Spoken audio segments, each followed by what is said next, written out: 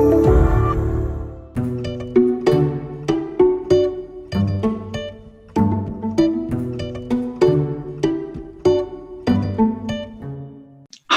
you're listening to TGC Q&A, a podcast from the Gospel Coalition, and this is the Biblical Counseling Series, featuring hopeful answers to your questions on navigating fear, anxiety, ministry, marriage, and everything in between.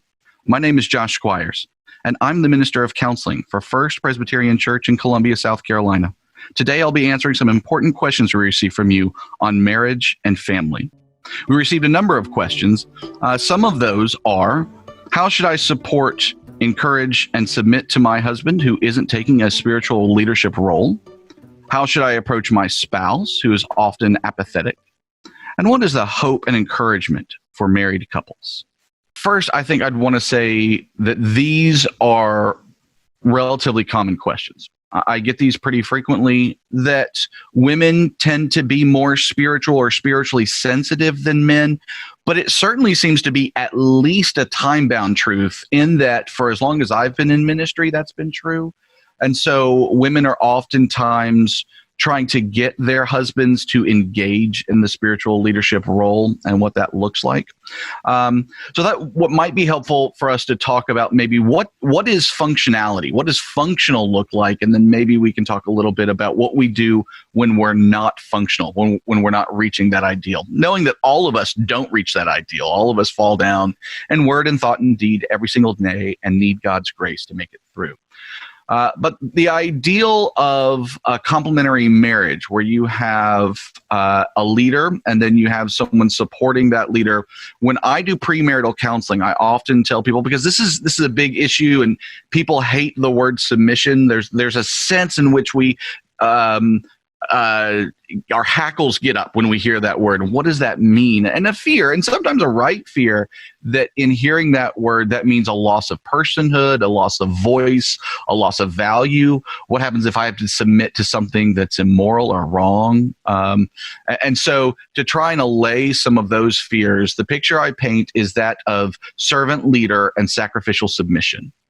Right? So that the servant leader, the husband, is always trying to lead in such a way, not that his own desires are always being met, but that his wife, his bride, his family are more and more seeing Jesus, because marriage should be about sanctification more than it is our own individual satisfaction. It also is in line with what Christ says when he says the Son of Man came to serve and not be served.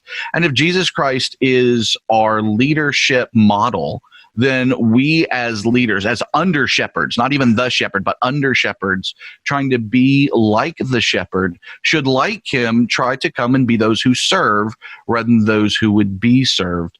So in our leadership, we're always trying to be those who serve our family and serve our wives. I also think that that's exactly what Paul's trying to hint at in Ephesians 5 when he talks about us doing what we should, that our wives might then through Christ be sanctified, that she might be brought before him holy.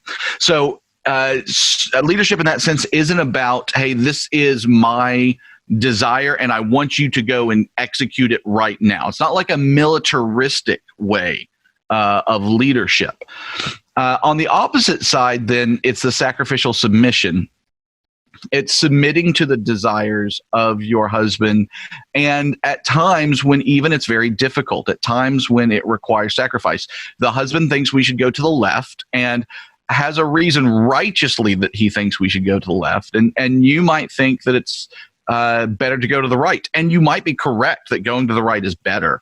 But that you're going to submit to that leadership sacrificially, knowing that it might be painful, it might hurt, it might be the wrong thing, not immorally wrong, just not the ideal. And that what you're doing in that submission is you are, again, manifesting something of the character of Christ to your husband and to the world around when you do that.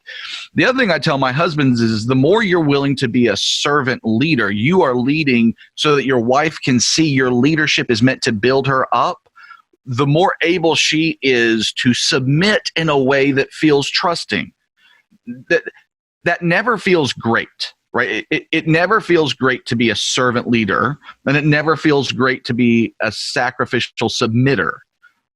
But if you're doing those two things well together, it's this weird thing where through mutual dissatisfaction, you're both well satisfied. Right, you're both built up and you both feel okay in that you're both sacrificing for one another. So that's the ideal of how I would want a marriage to look. But again, oftentimes it doesn't look that way. And maybe it doesn't look that way in an instance, or maybe it doesn't look like that overall, like the whole climate of the marriage isn't that way. And then that brings hardship itself.